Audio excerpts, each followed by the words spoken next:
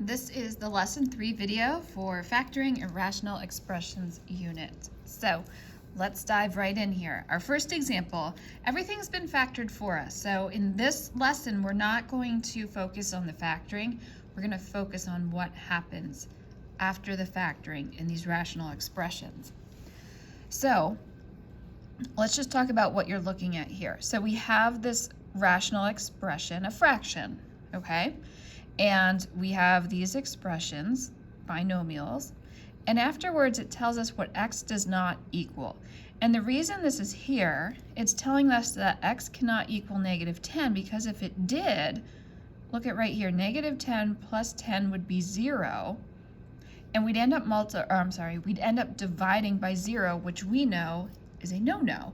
Same thing if it were -2. If x were -2, it would be fine here, but here we'd get a 0, and 0 times anything is 0. We can't divide by 0. So really, these are just telling us that these rational expressions are defined. They're not undefined. That's all that's there for. Anyway, let's get started. So when we reduce in a fraction, it has to be the entire quantity, okay? So this x plus 2 and this x plus 2 would cancel or reduce, and that would leave us with x minus 6 over x plus 10. Now, we cannot cancel out these x's. We can't reduce the 6 over 10 because the plus and minus sign kind of ruin it. You can't pick and choose. You have to do the whole thing. All right, example 2, I'm going to rewrite that denominator. So x plus 7, x plus 9, and there's 2 of those since it's to the second power. Okay, so I'll cross off those, and that leaves us with x plus 9 over x plus 7. That's the answer. Okay, notice that the directions are saying simplify, not solve. Here, x minus 5 and x minus 5 cancel, so that leaves us with x minus 3. Now, if you want to, you could put a 1 underneath, but that's kind of silly because dividing by 1 doesn't do anything. Example 4, x plus 8 and x plus 8. Now, this one's different than example 3 because what I have left is in the denominator. So it has to stay in the denominator. It's not going to magically move to the numerator, but I can't just leave this blank. That's silly. It's a 1, right? When we reduce these, it's really like 1 over 1. So know the difference. You don't have to put the 1 in the denominator here, but you do in the numerator. Okay. Example 5. X minus 10 can cancel. We can also reduce the 3 over 12. That would reduce to 1 over 4. Okay, now there's 2 ways you might see the answer. One where, here I'll distribute that one, it won't change anything, where the 4 is still factored out, or they might distribute the 4. So I want you to be aware that both answers could be possibilities. Now, if it's open-ended like this, either answer is acceptable, but if it's multiple choice, I want you to know that either one of these could show up. Example 6, x plus 3 cancels. The 15 and the 10 can be reduced. This would be 3, that would be 2. So that leaves me with 3 in the numerator. In the denominator, we have 2 times the quantity x minus 6. Or, if you want to distribute the 2, 2x minus 12 in the denominator. Okay, that's the first page. Let's take a look at the next page here.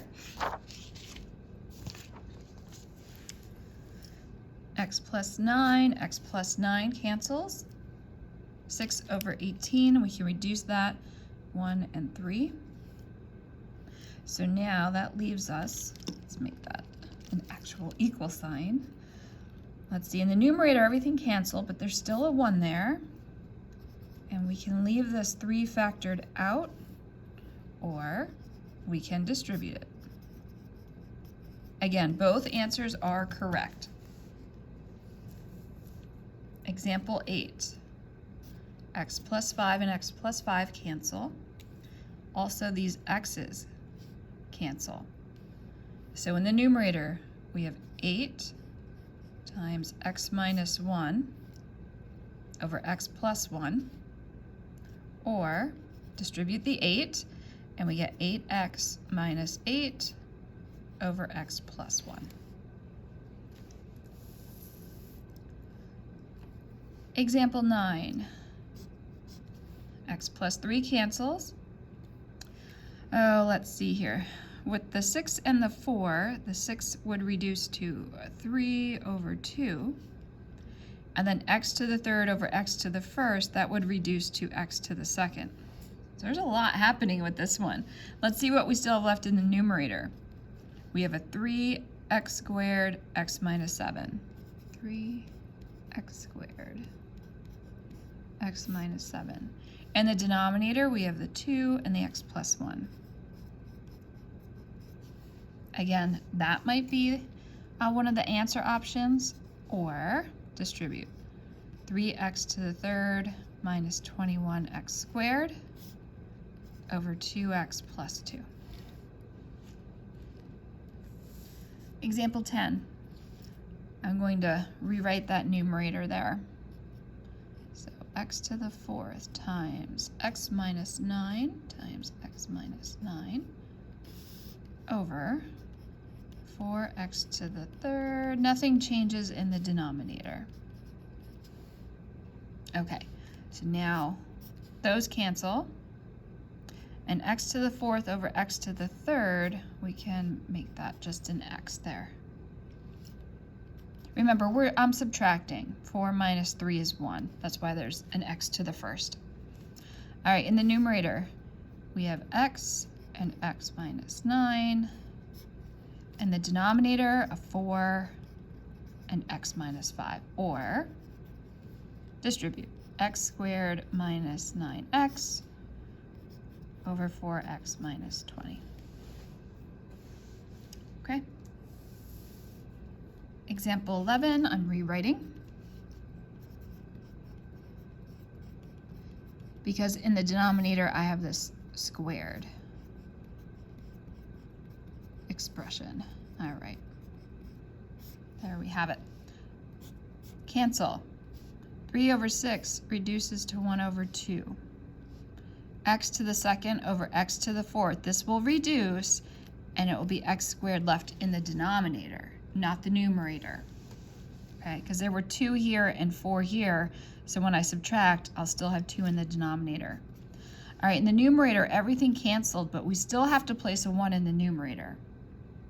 In the denominator, 2x squared times x minus 4, or, hope I left myself enough room here, 2x to the third minus 8x squared. All right, last example. Okay. Those will cancel. I can reduce the 9 and the 3, so this would be a 3, and this would be a 1. So now that leaves us with 3x squared, x minus 2 in the numerator. Oh, everything canceled in the denominator. I don't need that. So you can just write 3x squared over x minus 2, or distribute 3x to the third minus 6x squared. Okay? Again, notice the difference. When it's 1 in the numerator, you have to keep it. If there's a 1 in the denominator, you don't.